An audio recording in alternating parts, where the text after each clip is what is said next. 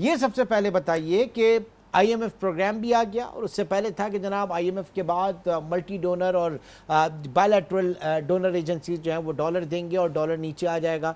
क्या हुआ ये सब? देखिए जनाब, आपका कहना बिल्कुल सही है कि हमारा भी ये ख्याल था कि जो आईएमएफ प्रोग्राम बहाल होगा और जो हमारा जेनेवा कॉन्फ्रेंस के जो पैसे रुके हुए थे वो एडीबी और जो डोनर्स कंट्री हैं वो यूएई सऊदी अरब से पैसे आ जाएंगे और हमारी इकनॉमी को एक काफ़ी बड़ा ईज़ मिलेगा। लेकिन ये अंदाजे सारे गलत हो गए और सारे फेल हो गए। मुझे एक बात कहने में कोई आर नहीं है। और हमने ये देखा कि आईएमएफ एक्चुअली जो वजूहात हैं वो 3-4 हैं, जिसमें कुछ ज़ाती अना भी शामिल है, देर से फैसले करना शामिल है और बैड इंटेंशन भी शामिल है पैसे बनाने की। अच्छा, ठीक है जी। और फिर इसके साथ साथ हुकूमत की तरफ से कोई सीरियसनेस नहीं है, ना सादगी, ना किफ़ायतशारी, ना करप्शन में कभी। अच्छा, देर से जब हमने फैसला किया आईएमएफ की शराइत मानने का, पिछली हुकूमत ने भी यही किया और इस हुकूमत ने भी यही किया। पहले कोशिश की कि डॉलर का रेट रोक के रखें, आर्टिफिशियली मैनेज किया गया और नारे लगा गए कि जी डॉलर 200 पहले था कि 200 से नीचे होगा, फिर कहा गया 250-60 होगा, फिर कुछ हमारे ही एक्सचेंज के लोगों ने कहा जी आप डॉलर बेचने वालों की लाइन लग गई है। लोगों के साथ बीट्रे किया गया, धोखा दिया गया। तो अभी भी मैं आपके तवज्जो से ये कहूँगा कि मुझको रुपए पे दबाव नज़र आता है। अभी भी जिनके पास डॉलर्स हैं मैं उनको कहूँगा भाई, ये तो नहीं कहूँगा बेचें, कहूँगा भाई संभाल के रखें, लेकिन बिला ज़रूरत ना ख़रीदें। मुल्क इस वक्त मुश्किल हालत में है, क्रूशल टाइम। सर पॉइंट ये है कि इंटरबैंक ओपन मार्केट, यही है ना आपके दो इंटरबैंक 95% तकरीबन वॉल्यूम वहाँ का होता है, एपिटाइट वहाँ की होती है, और अब ओपन मार्केट में 5% होता है। लेकिन इस वक्त आपकी ओपन मार्केट जो है वो ड्राइव कर रही है इंटरबैंक को, क्यों? देखिए ऐसा नहीं है, ओपन मार्केट ड्राइव नहीं कर रही, इस वक्त ग्रे मार्केट ड्राइव कर रही है ओपन मार्केट को और इंटरबैंक को। अच्छा, due to our wrong policies.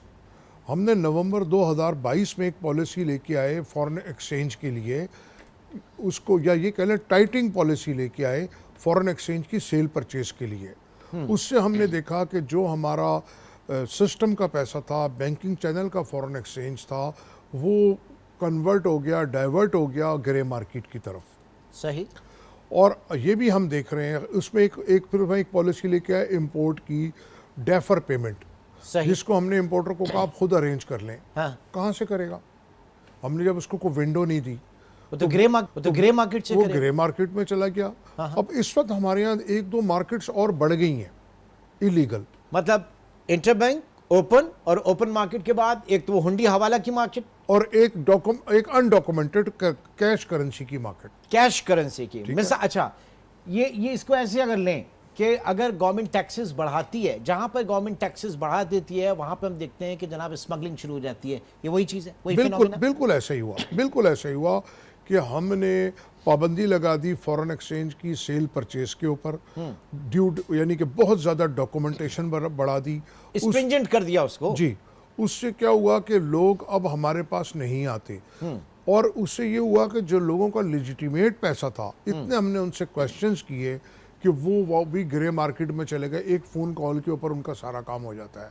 Rate क्या चल रहा है आज? इंटरबैंक आपका 301 के ऊपर क्लोज हुआ, ओपन क्या है और फिर ग्रे क्या? देखिए ओपन जो है हमारा 315 रुपए है और मनी चेंजर के पास वैसे 325-30 जिसका जो रेट है, क्योंकि वो एक्चुअली वो ग्रे मार्केट पे एग्जिस्ट नहीं करती ना, वहाँ पे कोई स्टैंडर्ड रेट नहीं है, कोई पॉलिसी नहीं है, कोई रेगुलेशन नहीं है। फिर जो रेमिटेंसेस हैं, जो बाहर से पाकिस्तान डॉलर भेजेगा, उसको 3 यहाँ पे और 325 वहाँ पे, तो भाई वतन की मोहब्बत में कौन 25 रुपए अपने मारता है?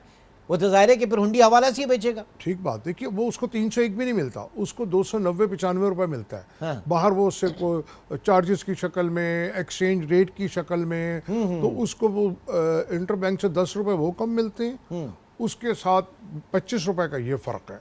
ओके। आपने पिछले महीने देखा कि आपकी जो रेमिटेंस है वो 20% गिरी, और इसी तरह एक्सपोर्ट भी आपकी कम हुई।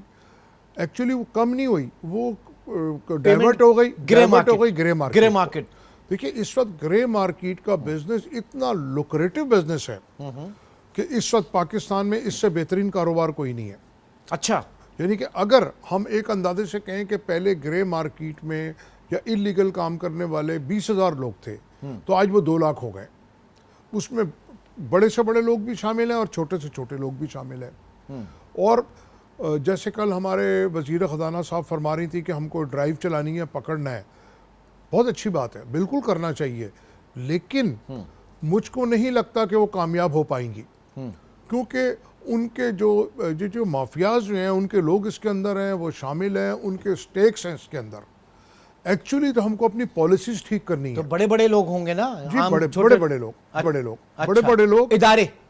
बड़े लोग, और जो इदारों में लोग बैठे हैं उनके भी अपने स्टेक्स हैं।